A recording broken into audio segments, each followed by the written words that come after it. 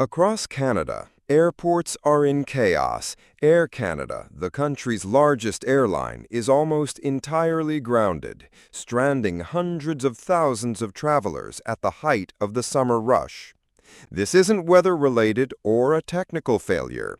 It's a showdown between Air Canada's 10,000 flight attendants, the airline, and Ottawa.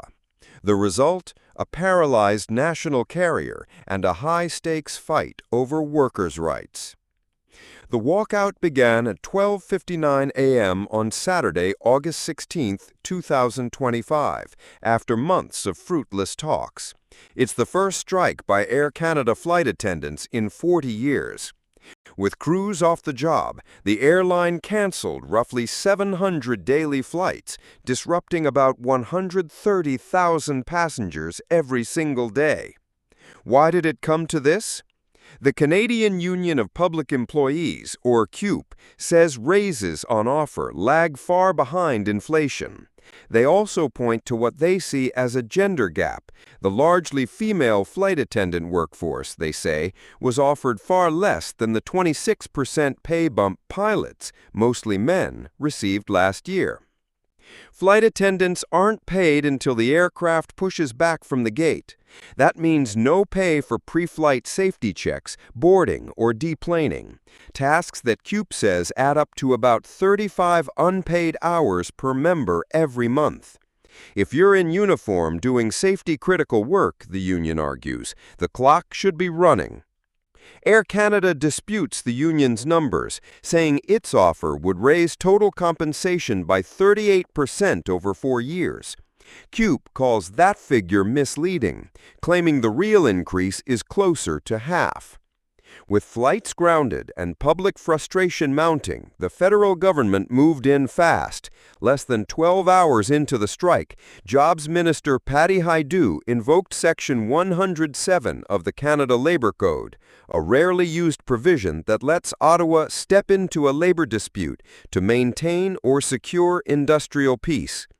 The minister ordered the Canada Industrial Relations Board to end the strike and send the dispute to binding arbitration. Here's what that means.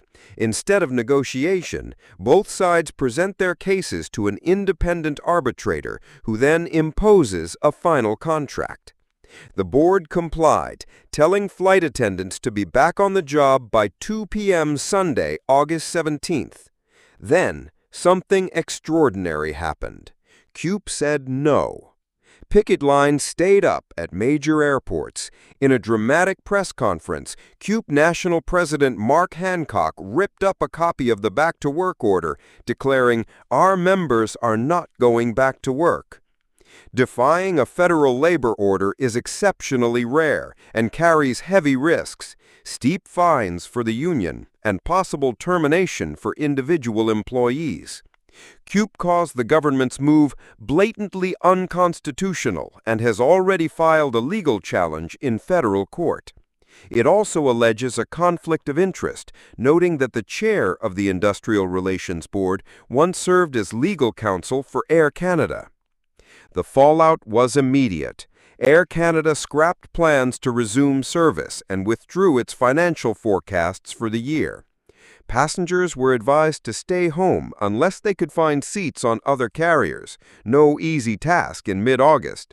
Refunds and travel credits are available, but passenger rights rules classify strikes as outside the airline's control, so stranded travelers aren't entitled to hotel or meal compensation.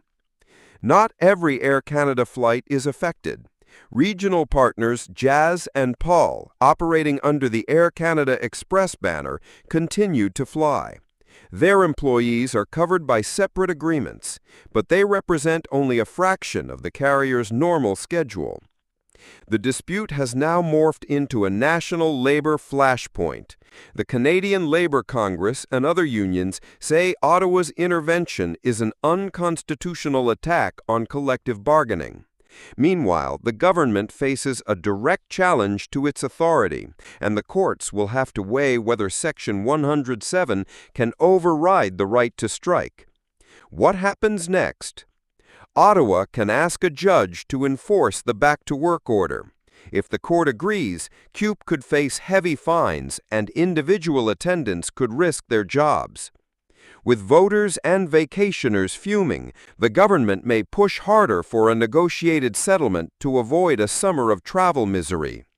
CUPE could dig in, betting that public sympathy for underpaid workers outweighs anger over canceled flights. For now, uncertainty reigns.